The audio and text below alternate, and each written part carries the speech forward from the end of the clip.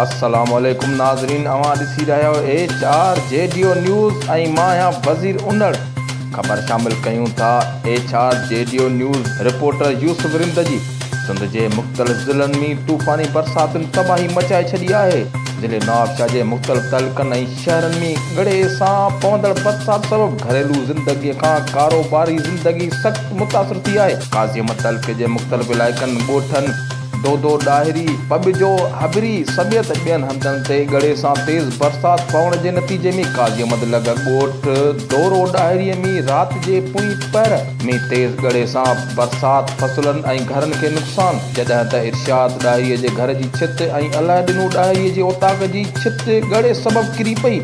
हबीबुल्ला डाहिरी, ज़ुल्फ़कार फयाज़ डाहिरी, एजाज़ डाहिरी, परेज़ डाहिरी, असद डाहिरीअ जे घरनि जा छपर ऐं कोट किरी पट पइजी विया।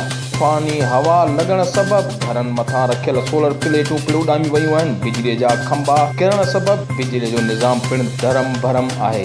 वधीक ख़बरनि में अपडेट लाइ ॾिसंदा रहो HR JDO न्यूज़।